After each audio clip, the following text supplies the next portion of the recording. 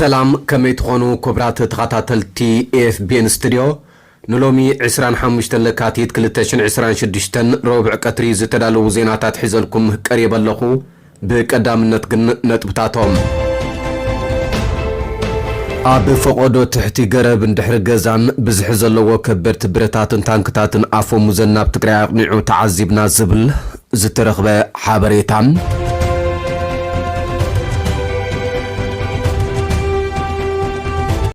سرعات بلصقنا اب لعل تግራይ ዳግማይ ወራር ከካይድ ምድላዋት ይገብር ከም ዘሎ ኣብ ዝሕብረሉ ዘሎ እዋን ልዕሊ 10400 ወገናት ካብ ሰለስተ ወረዳታት ጸለምቲ ከም ዝተመዛበሉ ዝወፀ ጸብጻብ ውድብ ወረዳ ትግራይ ነቲ ውዕል ፕሪቶሪያ ዝጣሓሰ ዝበሎ ውሳነ ቤት ምኽሪ ፌደሬሽን ብምቅዋም እቲ ውሳነ ንኽእገድ ናብ ፌደራል ላዕለዋይ ቤት ፍርዲ ጥርዓን ምቕራቡም اب السودان زكير زولا كبير هلكيت زيغاتاتن عنوة تحت غرصن زبصح كوينات حدحد ناب غراب التهجرات كيس فحفح اب زسقال زولا وان غراب السودان دوباتن كعصوان مجمارن زبلون كارو تنزيناتات حزلكم قريبا لكم كسام وداتام سيصنيحكم كتكاتاتلو بخبري يعدم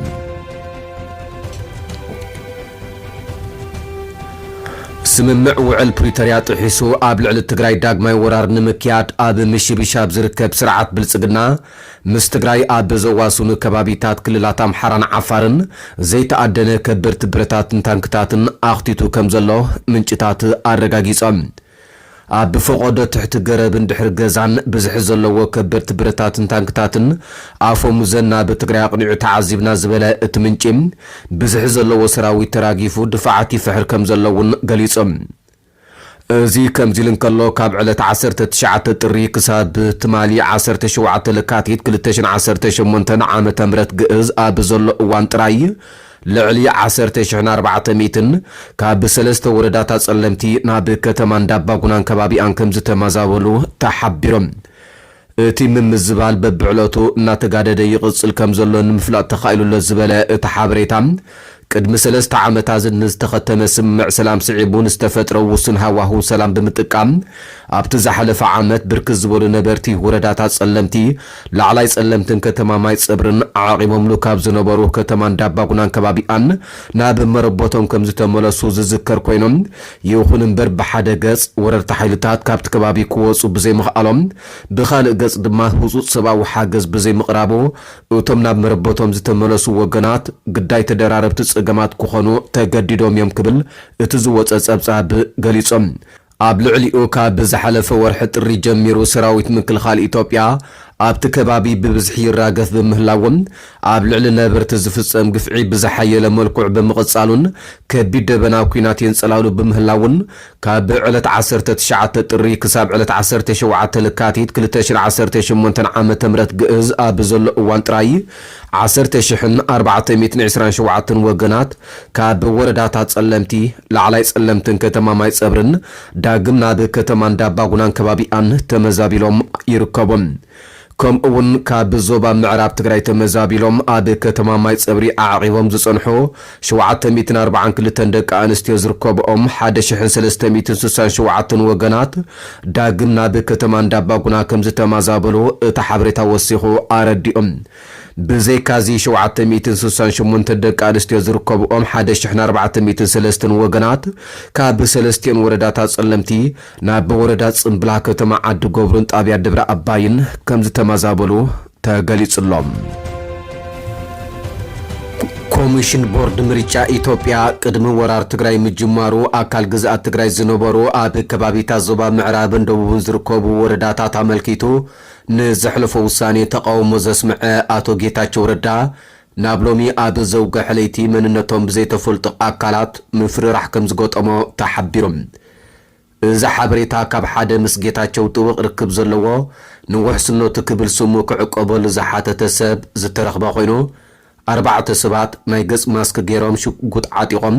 ናብቲ ጌታቸው ዝነብሩ ገዛ ብምኻድ ኣብ ትሕቲ መንግስቲ ፌደራል ዝመሓደራት ትካላት መንግስቲ ይኹና ሰበስልጣን መንግስቲ ብዛዕባ ትግራይ ዝምልከት ንዝሕልፍዎ ውሳኔታት ዝኾነ ይኹን ተቃውሞ ከየስምዕ ከም ዘፈራርሕዎ ገሊጾም ጌታቸው ረዳ ካብ ትግራይ ወፂኡ አዲስ አበባ ዘረገጸላ መዓልቲ አትሒዙ ቅሳነት ከም ዘይብሉን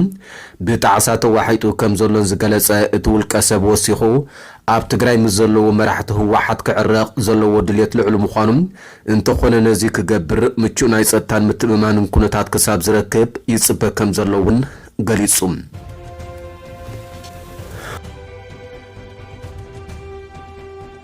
ውድብ ወለዶ ትግራይ ነቲ ውዕል ፕሪቶሪያ ዝጣሓሰ ዝበሎ ውሳነ ቤት ምኽሪ ፌደሬሽን ብምቁዋም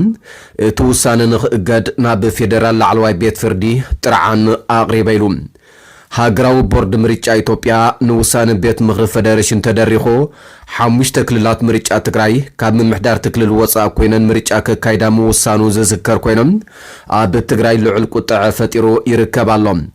በአቶ ጌታቸው ረዳ ዝምራሕ ስምረት ሓዊሱ ብዙሓት ብሔራዊ ውድባት ትግራይ ነቲ ውሳነ ብምቁዋም መግለጺ ምውጾም ዝፍለጥ ኮይኖም እተን ካብ ምምሕዳር ክልል ትግራይ ኮነ ኣምሓራ ወፃእ ኮይነን ምርጫ ከካይዳ ተመዲብለን ዘሎ 5 ክልላት ምርጫ ማለት ሑመራ፣ ዓደረመፅ፣ ጸለምቲ፣ ኮረም ኦፍላን፣ ራያ፣ ኣላማጣን እየን እዚ ከምዚ ልንሃለወ ጉባኤ ዘተን ምርድዳእን ትግራይ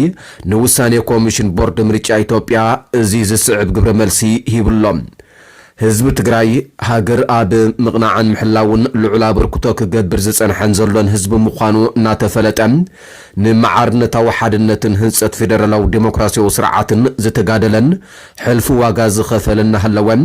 ኣብ ገዛ ዓዱ ከም ጸላእ ተወሲዱ ኣብ ልዕሊኡ ጽንተ ተበይንሎም ድሕሪ ስምምዕ ተጻብኦ ምግታእውን እንተኾነ ማእለያ ዘይብሉ በደልን ግፍዕና በጽሖም ምእንቲ ዘላቂ ሰላምን ርግኣትን ኩሉ ተሰኪሙ ብተስፋ ዝነብር ዘሎ ህዝቢ እዩ እዚ ሕልፊ ከፊልኤ ሕልፊ ይግባኒ ዘይበለ ወረጃ ህዝቢ ድሕሪ ስምምዕ ፕሪቶሪያ እውን እንተኾነ በቲ ኩናት ዝበፅሐ ዙርያ መለሽ ማህሰይቲ ከይኣኽሎም ብዝተፈላለዩ ክልከላታት ንሰፍ ዘይብል ስነ ልቦናውን ማሕበረ ኢኮኖሚያውን ፀገማት ተቃሊዑ ይርከብ ኣሎ بمسرت وعل بريتوريا زتمزابلن زتسددن هزبي دحننتو تحليو ناب مربوتو كملس حق منغستا وسن تግራይ ክረጋገጽ እና ተጸበየ ዝጸንሐ ህዝቢን ሕጂ ድማ ቤት ምኽሪ ፌደሬሽን ዘሕለፎ ፋሉል ውሳነ ተኸቲሉ ቦርድ ምርጫ ኢትዮጵያ ብ16 ለካቲት 2018 ዓመተ ምህረት ግዕዝ ኣመሓላሊፈዮ ዝበሎ ውሳነ ንሕገ መንግስትን ፌደራላዊ ዲሞክራሲያዊ ስርዓትን ዝጥሕስ ጥራሕ ዘይኮነ ትግራይ ዳግም ናይ ምድቃቅን ምብትታንን ሕልምን ሽርሕን ከም ዘይቋረጸ ብግብሪ ዘርአየ ተግባር ኮይኑሎም እዚ ውሳነ እዚ ድማ ኣብ ህልውናን ቀጻልነትን ብሔረ ትግራይ ዘነጸረን ኣዝዩ ሓደገኛ ውሳነ እዩ እዚ ሓደገኛ ተግባር ከቢር ሰዓብን ከስዕብ ዝኽእልን ሰላም ዘሃገር ጥራሕ ዘይኮነ ሰላምን ርግኣትን ዝዘባውን ክህወኽ ዝኽእል ከም ዝኾነ ተፈሊጦም ፌደራል መንግስቲ ብህፁፅ መረምታ ስጉምቲ ክወስድ ብጥብቂ ናሓትት በዚ ጋጣሚ ጉባኤ ዘተን ምርድዳእን ትግራይ ፖለቲካው እምነት ብዘይገድስ መላእ ትግራዋይ ነዚ ካብ ሕጊ ወፃኢ ውጥንን ሓደገኛ ተግባርን ንምኹና ዘርአዩ ሓድነትን ቃልስን ዘለዎ ናዕዳ እናገለጸ ብቐጻሊ እውን እዚ ኣብ ህላወን ቀጻልነትን ትግራይ ዘነጻጸረ እኩይ ተግባር ክሳብ ዝኽበስ ሓድነቱ ኣስጢሙ ሰላማዊ ናይ ህልውና ቃልሱ ክሕይል ንጽውዕ ክብል ኣስሚሩሎም ካብ ኢትዮጵያ ከይወፃና በዓል መዚ ሚድያ ኢትዮጵያ ካብ ትማሊ 17 ለካቲት 2018 ዓመተ ምህረት ግዕዝ ጀሚሩ ናይ ስራሕ ፍቃድ ማዕከን ዜና አዲስ ስታንዳርድ ከም ዝሰረዘ አፍሊጦም አዲስ ስታንዳርድ በኢንተርኔትን ማሕበራዊ መራኸቢታትን ብቋንቋታት እንግሊዝኛ አምሓርኛን ኦሮምኛን ዜና ሰፋሕቲ ትንታነን ሓተታን ብምቕራብ ዝፍለጥ ትካል ሚድያ እዩ ኣብታ ሃገር ናጻ ፕረስ ኣብ ምዕባይን ዘይሻራዊ ሓበሬታ ኣብ ምዝርጋሕን ዝገብሮ እጃም ድማ ዓለማዊ ሽልማት ምርካቡ ይዝከር እቲ በዓል መዝግን ምኽንያት እቲ ስጉምትን እንከረድእ ስነ ምግባር ሚድያ ሕግታት ኢትዮጵያን ሃገራዊ ረብሓ ሃገርን ህዝብን ኣብ ሓደጋ ዘእቱ ጸብጻባት ክዝርግሕ ጸኒሑ ክብል እዩ ከሲስ ዘሎም ተደጋጋሚ ምእረምታን መጠንቀቕታታትን ከም ዝተዋህቦን ካብ ጌጉ ከም ዘይተኣረመን እውን ሓቢሩም ዛጊት ካብ ትካል መራኸቢ ብዙሃን አዲስ ስታንዳርድ ዝተዋህበ መግለጺ ዘየለ ኮይኑ በዓል መዚ ሚድያ ኢትዮጵያ ኣብዛ ዓመት ኣብ ልዕሊ ዝተፈላለያ ማዕከናት ዜናን ጋዜጠኛታትን ተመሳሳሊ ስጉምቲ ክወስድ ተራእዩሎም ኣብ ኢትዮጵያ ዝርከቡ ወኪላት ሬድዮ ጀርመን ንኣዋርሕ ድሕሪ ምእጋዶም ኣብ ወርሒ ታሕሳስ ክልተ ካብቶም ሪፖርተራት ንሓዋሩ ክኽልከሉ ተገይሮም ኣብ መፋርቅ ወርሒ ጥሪ ድማ እታ ብኢንተርኔት ዝሰርሕ ማዕከን ዜና ዋዜማ ሬድዮ ሕገ መንግስቲ ኢትዮጵያን ኣዋጅ ሚድያን ከምውን መምርሕን ሞያዊ ስነ ምግባርን ብዘይ ምኽባር ፍቓዳ ከም ዝተሰረዘ እቶም ሰብ መዚ ኣፍሊጦም ነይሮም። እቲ ኣብ ትሕቲ ሙሉእ ቁፅፅርን ትእዛዝን መንግስቲ ብልጽግና ኮይኑ ዝሰርሕ በዓል መዚ ቅድሚ ሓደ ሰሙን እውን ስራሕ ፍቓድ ወኪላት ዓለማዊ ማዕከን ዜና ሮይተርስ ከም ዘይሕደስ ኣፍሊጡ እዩ። ማዕከን ዜና ሮይተርስ አንጻር ሰራዊት ሱዳን ዝዋጋእ ዘሎ ኣብ ዳርፉርን ካልኦት ከባቢታትን ጃምላዊ ህልቂት ፈጺሙ ተባሂሉ ዝኽሰስ ብሕመት ዝምራሕ ሰራዊት ዳዕመል ሰሪዕ ኣብ ውሽጢ መሬት ኢትዮጵያ ወታደራዊ ማዓስከር ሃኒጹ ምህላው ሮይተርስ ድሕሪ ምቁልዒኡ ስርዓት ብልጽግና ኣባላት እዚ ትካል ናይ ስራሕ ፍቓዶም ከይሕደስ ትእዛዝ ኣመሓላሊፉ ዘሎ።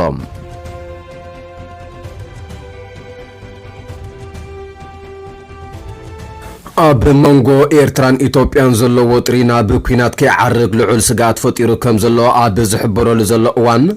ፕሬዚደንት እስራኤል ሄርዞግ ኣዲስ ኣበባ ምእታው ተገሊጹ። ሃገርነት ሶማሊላንድ ብወግዒ ኣፍልጦ ዝሃበት እስራኤል ኣብዚ ቀረባ እዋን ኣብ ዞባ ቀርኒ ኣፍሪቃ ሓዱሽ ፖለቲካውን ዲፕሎማስያውን ወፍርታት ከተካይድ ትርአ ዘላ ኮይኖም ኢትዮጵያ ኣብ ተካይዶ ኣፍ ደገ ባሕሪ ናይ ምውናን ምንቅስቓስ ኣብ ጎና ደው ከም ትብል ከም ዝተሰማምዐት እውን ይግለጽ እዮም። ዝሎሚ ኣብ ሰዓታት ቅድሚ ቀትሪ ኣዲስ ኣበባ ኣትዩ ከም ዘሎ ዝተሓበረ ፕሬዚደንት ሄርዞግ ዕላማ መገሽ ብንጹር ዝተገልጸ እኳ እንተዘይኮነ ድሕሪ ዑደት ፕሬዚደንት ቱርኪ ሚኒስተር ጉዳያት ስዑድ ዓረብን እዩ ናብታ ሃገር ዘቕንዕ ዘሎ።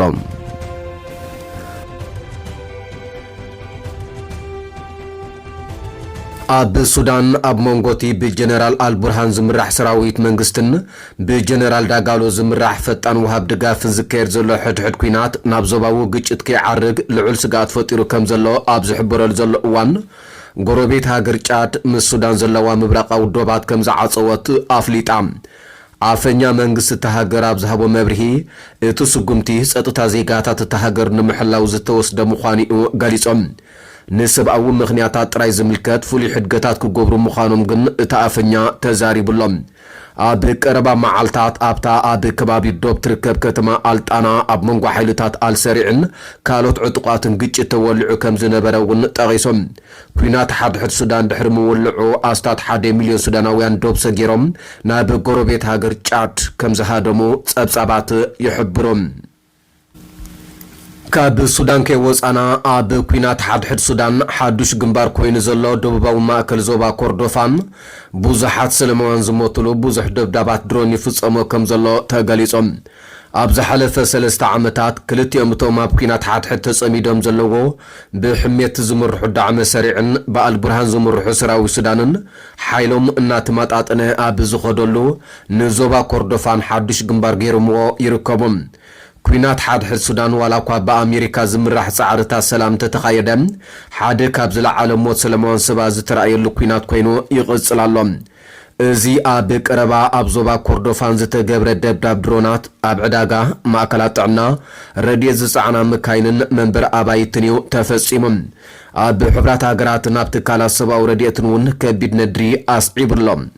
ኣብ ሕብራት ሃገራት ላዕለዋይ ሓላፊ ሰብኣዊ መሰላት ዝኾነ ቮከር ተርክ ኣብ ዝሓለፈ ሰሙን ኣብ ዝሃቦ መግለጺ ኩሎም ወገናት ኣብ ልዕሊ ሰለማውያን ሰባት ዝፍጸም ዘሎ ደብዳብ ብቕፅበት ደው ከብልዎ ኣለዎም ኢሎም። ብምስዓብ ኩሎም ወገናት ካብ ንብረት ሰለማውያን ሰባት ምጥቃም ጀሚሮም ንሰለማውያን ሰባት ንምክልኻል ህፁፅ ስጉምትታት ክወስዱ ኣለዎም ኢሎም። እቲ ሓላፊ ኣብ ሰሜንን ምዕራብን ኮርዶፋን ኣብ ውሽጢ 2 መዓልታት ብዝተፈጸመ መጥቃዕቲ ድሮን ልዕሊ 50 ሰለማውያን ሰባት ከም ዝተቐትሉ ዝገልጽ ጸብጻብ ድሕሪ ምውፅኡ ነዚ ለበዋ ኣመሓላሊፎም። እቲ ደብዳብ ድሮን ብሰራዊት ሱዳን ከም ዝተፈጸመ እዮም ካብቲ ቦታ ዝተረኸቡ ጸብጻባት ዝሕብሩ እንተኾነ ኣብ ልዕሊ ሰለማውያን ሰባትን ትሕተ ቅርጽን ደብዳብ ብምፍጻም ክልቲኦም ወገናት እዮም ዝኽሰሱ። ኮርዶፋን ቀንዲ መራኸቢት እቲ ኣብ ትሕቲ ዳዕመ ሰሪዕ ዝርከብ ዞባ ዳርፉርን ኣብ ትሕቲ ሰራዊት ሱዳን ትርከብ ካርቱምን እያ። እቲ ኣብ ሚያዝያ 2023 ዝጀመረ ኩናት ሓድሕድ ሱዳን ብሰንኪ ዘይምስምማዕ ክልቲኦም መራሕቲ ዝተወልዐ ኮይኑ ክሳብ ሕጂ መዕለቢ ኣይተረኽቦን ዘሎ። ዞባ ኮርዶፋን ብወርቂ ነዳድን ሃብታም ብምዃና ሰራዊት ሱዳን ንኻርቱም ድሕሪ ምቁፅጻሩ ነዛ ዞባ ንምሓዝን ንምዕቃብን ቀንዲ ዕላምኡ ገይሩ ዝሰርሕ ዘሎ። ሰራዊት ዳዕመ ሰሪዕ እውን ኣብ ጥቅምቲ ዝሓለፈ ዓመት ንከተማ ኣልፋሽር ምስ ሓዛ እዛ ኣብ ደቡባዊ ማእከል ሱዳን ትርከብ ዞባ ቀንዲ ግንባር ናይቲ ኩናት ሓድሕድ ሱዳን ክትከውን ግዜ ኣይወሰደላን። ندعم سريع نكوردفان مقصصار نتا ابز حلف عمز خسرا كارتم نخمالس عدل سلز فترو ليو كم عباي استراتيجياوي زوبا زريام دعم سريع كابز حلف عمد جميرو نمعراب سودان كاب سودان بمنصال كلت منغستات كتكوليو زتقلب زلوم مستي كاند مدبرو اب دوب دارفور زخونه منقسقا سراويت حارنت حزب السودان سمين مالت SPLMN لفنت بمفتار كا نسراوي السودان اب متقع يركبهم SPLM نعسرتات عامتات انصار ماكلاي منغست كقالوس زصنحو عطقات كوينم كاند طلبهم كا اب لعل زوباتات نوبان بولنايلن زغبر بوليتيكاون قطباون تنصلوتات دو نخبليم ابز حلف سومنات جن سراوي السودان اب دوب كوردوفان نكلت كتماتات كاب ادعم سريعن SPLM بممزع لعلوا ايد كحز كيليوم نبرت نايتن نكلت عامتات اب ملوك كردنا دعم سريعن SPLM زصنحا كتماتات كادوغلين دالينغن كبيت ميتاغاتيموم كم زصنحا بحبرات هاغرا زمرح ايجنسي افليتوم سراوي السودان نزن كتماتات مسحازن اب لعل سراوي دعم سريع زجمر الدبداب اصعقو يركبالهم دعم سريع كام جمار تكويناتات حيزو لعلنا حيل اير سراوي السودان ممكات دورونات كتقم صنحيو زنجرم تندرونات CH-95 زبهلا نوح زغعزا سرحه تشاينا خوينن حبرات امارات عرب تهبهم كم زلايو بسفيحو زغلص امارات عرب جن نزكسي تنصغيام سراوي السودان ون بوغونو بايراكتار زبهلا سرحات تركو زخونا دروناتيو زتقم زلوم